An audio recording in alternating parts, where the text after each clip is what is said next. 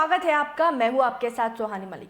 24 के लोकसभा चुनाव से पहले बीजेपी के निशाने पर तमाम वो नेता अब आते हुए नजर आने लगे हैं जो बीजेपी के विरोध में बयानबाजी करते हैं, चाहे वो राजनीतिक हो या फिर गैर राजनीतिक। बीजेपी विधायक नंदकिशोर गुर्जर का राकेश टिकैत के एनकाउंटर होने वाले बयान को भी अब राजनीतिक एंगल से देखा जाने लगा है। बीजेपी विधायक नंदकिशोर गुर्जर के इस बयान के बाद से पश्चिमी उत्तर प्रदेश की राजनीति गर्मा गई है, लेकिन राकेश टिकैत भी किसान आंदोलन के बाद से बीजेपी सरकार पर तंज कसने का कोई मौका नहीं छोड़ते, जिसकी वजह से राकेश टिकैत के निशाने पर आ गए हैं सरकार के। लेकिन इन सब के बीच एक बड़ा सवाल ये कि क्या राकेश टिकैत के रिश्ते क्या हमेशा से ही बीजेपी से इस कदर खराब रहे? क्या टिकैत पहले से ही बीजेपी सरकार की खिलाफत करते हुए नजर आते हैं वो पहले से ही है? तो आज हम इन्हीं तमाम सवालों के जवाब तराशने की कोशिश करेंगे और आज हम चर्चा करेंगे कि किसान आंदोलन से पहले टिकैत परिवार के साथ बीजेपी के तालमेल कैसे थे। आखिर अब क्यों बीजेपी विधायकों को ऐसा लगता है कि टिकैत को एनकाउंटर हो जाना चाहिए या फिर हो जाता? कहीं इनके बीजेपी को 24 में अपनी हार का डर तो नहीं सताने लगा?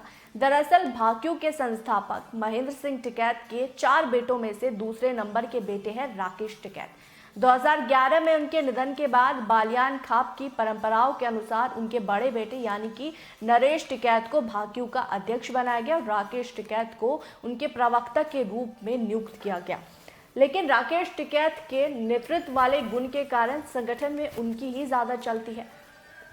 टिकैत परिवार के विरोधी बताते हैं कि महेंद्र सिंह टिकैत एक बड़ी शख्सियत थे, लेकिन दिल्ली पुलिस की नौकरी छोड़कर पिता का साथ देने आए राकेश टिकैत की शख्सियत वैसी नहीं है, क्योंकि वो सत्ता के साथ साथ अपनी राजनीतिक जो जमीन है उसे बदलते रहे। दरअसल 2013 दंगों के बाद टिकैत ने पश्चिमी यूपी में जाट समुदाय को लामबंद किया और अजीत सिंह के लिए वोट नहीं किया, जो समुदाय के सबसे बड़े नेता यानी कि चरण सिंह के बेटे थे, बल्कि उन्होंने बीजेपी के पक्ष में वोट किया। दरअसल कुछ लोगों का मानना है कि 2014 में राकेश टिकैत ने अमरोहा से अजीत सिंह के राष्ट्रीय लोकदल के चुनाव लड़ने पर मुजफ्फरनगर में बाद में समर्थन बढ़ाया, लेकिन चालाकी से उनकी खाप पंचायत ध्रुवीकरण कर बीजेपी को मदद की और बाद में टिकैत ने 2017 के विधानसभा चुनाव और 2019 के लोकसभा चुनाव में भी बीजेपी की मदद की।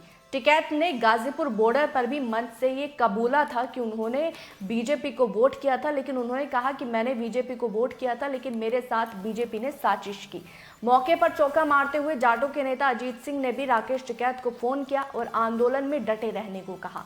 उसके बाद जयंत चौधरी राकेश टिकैत से मिलने गाजीपुर बॉर्डर भी गए थे। एक खाप पंचायत में भी राकेश टिकैत के भाई नरेश टिकैत ने अपनी गलती मानते हुए कहा था कि 2014 में अजीत सिंह को हराना हमारी गलती थी, ये जाटों को इकट्ठा करने की रणनीति थी। 2014 में टिकैत ने संजीव बालियान को जिताने की मदद की थी। अपनी गलती मानकर उन्होंने जाटों के दिल में जगह बनाने की कोशिश की। 2007 में जब राकेश टिकैत ने पहली बार चुनावी राजनीति में निर्दलीय रूप से किस्मत आजमाई, पहली बार चुनाव में ही महज उन्हें 8000 वोट मिले थे और 2014 में जब अजीत सिंह की पार्टी लोकदल से खड़े हुए तब भी चुनाव नहीं जीत सके।